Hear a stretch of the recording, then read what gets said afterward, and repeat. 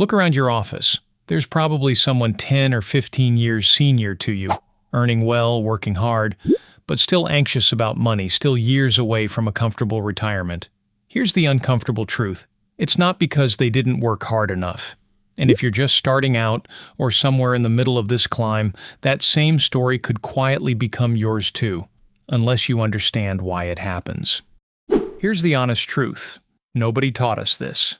School gave us algebra and history, but nobody sat us down and explained how money actually grows. So when the first salary comes in, most of us are figuring out investing completely on our own, often years after we should have started. In the beginning, we save very little, and honestly, it doesn't feel like it's doing much. So we tell ourselves, I'll start seriously once I earn more. But that thinking quietly costs us the one thing money can't buy back: time. A small amount invested early can grow into far more than a larger amount invested late. That's the part we don't factor in. Next comes advice, often well-meaning but not always well-informed. A father, an uncle, a family friend who got lucky once without any real framework. And so we end up in instruments that quietly slow us down. Endowment plans, ULIPs, land bought without checking the paperwork, or too much money parked in FDs and RDs that don't even beat inflation. None of these are evil on their own. The real problem is overloading on low-return options. And on the flip side, some of us swing the other way, putting most of our savings into one or two jackpot stocks some self-proclaimed guru recommended, chasing the dream of getting rich quick. Then there's the big one.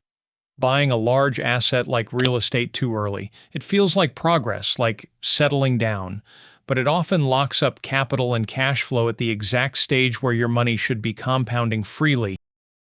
Put all of this together, and here's where it quietly leads for so many mid-level corporate employees. Years of hard work, but no substantial wealth to show for it, no real retirement plan, and that uncertainty doesn't stay in a spreadsheet. It follows people into everyday life. It shows up as the fear of a layoff, as stagnant salary growth, as working longer hours just to feel secure, slowly costing them their health and their freedom to do the things they actually enjoy. So if you've just joined the workforce, or you're a couple of years in and still finding your footing, here's the good news. You're actually in the best possible position to get this right. None of what we just talked about is permanent, and a few clear decisions made now change your entire story. First, start early, start small, but just start. There's a real first mover advantage in investing. Compounding doesn't need a large amount, it needs time. The earlier you begin, the less you'll need to catch up later. Second, choose the right instrument. If you're earning well early on, it's never a waste to consult a qualified financial advisor. If not, index mutual funds or ETFs are a solid starting point for your equity investments rather than picking individual stocks. One bad stock pick can set your entire journey back. A diversified fund protects you from that single point of failure. Don't ignore the fixed side of your portfolio either. Park a part of your money in safer instruments like liquid funds, debt funds, or PPF instead of relying only on FDs and RDs. And here's something most employees never actually check. If you're drawing a salary with PF, your employer is already depositing into a fixed instrument for you every single month. Pull up your PF passbook and look at exactly how much that is. It's already working quietly in the background, and it's worth knowing its real value. Third, always keep an emergency fund, ideally 6 months to a year of expenses. And take a health insurance and a term insurance, especially if your family depends on your income. This isn't about growing wealth, it's about protecting what you're building. Investing is a habit, just like exercise, and SIPs make that habit effortless. In the early years, the growth feels slow, almost invisible.